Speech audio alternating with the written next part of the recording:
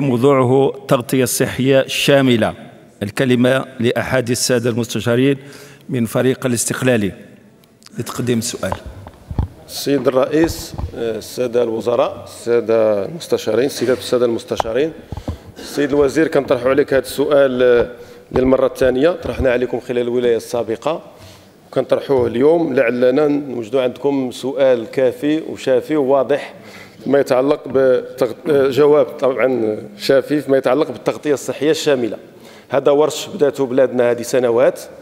عندنا اليوم عندنا نظام التغطية الإجباري والنظام الرامد، وبقات واحد الشريحة كبيرة من المواطنين تتقارب 10 مليون المواطنين اليوم اللي فيهم التجار، فيهم الصناع، فيهم العدد ديال الفلاحين، فيهم الصناع التقليديين، اصحاب المهن الحره، المحامين، الاطباء الى غير ذلك، هما والاسر ديالهم اليوم لا يتوفرون على تغطيه صحيه.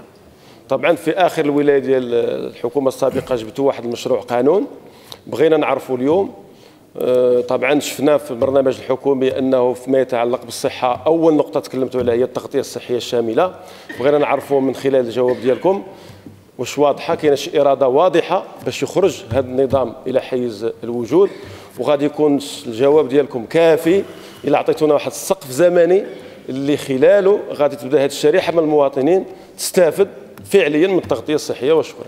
شكرا السيد المستشار. السيد الوزير، الكلمه لكم في اطار الجواب. اولا هذا الشيء اللي قلتي صحيح، كنا تناقشنا فيه وحتى تلي هذا السؤال. غنذكر بلا المغرب 2005 كانت عنده التغطيه الصحيه الاجباريه حوالي 34% اللي كانت خاصه من القطاع الخاص. من بعد جا الرماد 9 مليون حوالي 28%، واخا المشاكل ديالو ولكن كاينه. من بعد جاو المهاجرين حوالي 20,000 مستفيد. من بعد جاو الطلبه 288,000 مستفيد. الفئه اللي حوالي 12 مليون نسمه من الصغار حتى الكبار اللي بغا يستفيدوا هما المهن الحره اللي دويتي عليهم، المستقلين والمهن الحره. جبنا مشروع امامكم اللي صوتوا عليه بالاجماع في اللجنه، تنشكركم، وفي الجلسه العامه هنا صوت عليه بالاجماع.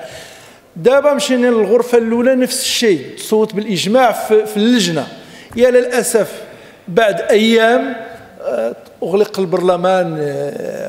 انا ما عرفتش علاش ما دوزناش، انا غير حطينا سؤال بحالك ما داش، ولكن هذا لا يعني انه غدا ان شاء الله على الساعه الثالثه عندي نقاش في اللجنه في الغرفه الاولى باش نبداو النقاش في هذا الموضوع. ولكن باش غنعطيك سقف زمني لان خديت التجربه، راه دوزنا جميع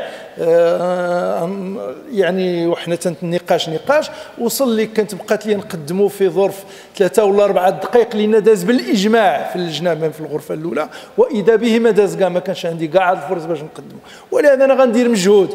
انا من هذا المنبر تنقول هذا مشروع ماشي حكومه ماشي وزير، كل شيء تينادي بالفلاحه وبلي زارتيزون بالناس ديال الموقف، ولكن راه كنا مسؤولين ونتمنى الله. انا غندير مجهود مع الناس ديال اللجنه، هما واعيين بهذا الشيء ووعدونا انه غنتعاونوا على هذا المشروع باش نخرجوه الى ارض الوجود. شكرا. شكرا السيد الوزير. الكلمه لكم السيد الرئيس في اطار التعقيب.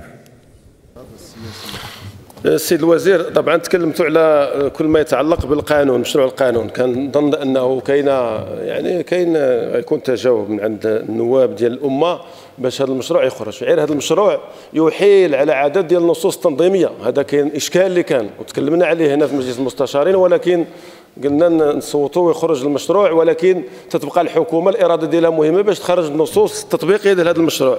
ثم لازم نربطوا هذا المشروع بالاختلالات اللي كاينه في النظام ديال الرماد، تكلمنا عليها هذه هي سابقا.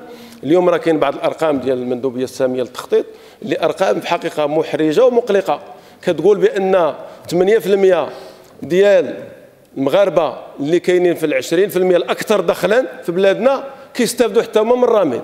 ما عرفتش شفتوا هذا الرقم السيد الوزير ولا ما شفتوش؟ هذا غير معقول، ولكن يمكن تفهموه لان هذا العدد ديال الناس اللي تكلمنا عليهم عندهم امكانيات ممكن يساهموا في واحد النظام ديال التامين الصحي، ولكن فاش كيلقى ما كاين حتى نظام وكاين فراغ تيبدا يقلب على امكانيه باش يكون يستافد من الرماد ولا يستافد من شي حاجه، لان الصحه مكلفه جدا. واخا يكون السيد عنده دخل كما كاينه امراض طويله الامد وامراض مكلفه. فاش كيمرض واحد السيد ولا العائله ديالو ولا السيده ديالو ولا السيده كتمرض، تتولي الناس كتنزل الفقر وكتنزل المستويات يعني متدنيه من بلا ما نتكلموا على الوضعيه النفسيه ديال واحد السيد كيعرف بانه غدا الى مرض ما عندوش باش يتكلف بالعلاج. اذا لا بد من الاراده. ولا غنتبعكم السيد الوزير على هذا الموضوع. شكرا سيد المستشار.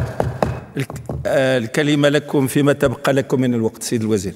شكرا للسيد المستشار. حنا متفقين لان الصحه، انا نقول لك انت راك عارف هذا الشيء، واخا تبني المستشفيات، واخا تجيب التجهيزات، واخا تجيب اللي جبتي، واخا تجيب الموارد البشريه، الا كان باقي في المغرب اللي تيمشي للسبيطار والمصحة خصو يحك جنبوتي تنقولوا يخرج فلوس، راه ما درنا والو. واخا يكون اللي يكون، لان كاينين لي ديبونس كاتاستروفيك، شي حاجه اللي صعيبه اللي تيقول لك دابا تحط 10 20 ما كاينش عند المغاربه. ولهذا شنو هو الحل؟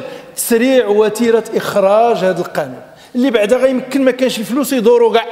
ذاك الساعه ملي ما يبقاوش الفلوس غادي نحلوا هذه المشاكل ديال الناس الفلوس اللي لاباس عليهم تيديو للفقراء. هذا راه كل نهار حنا تنضربوا على هذا الشيء. وكنت قدمت امامكم مهوله دابا الا كانت مياه راه لاباس، راه في واحد الوقت راه كان واحد الرقم مهول. وحنا غاديين في هذه الخطه هذه.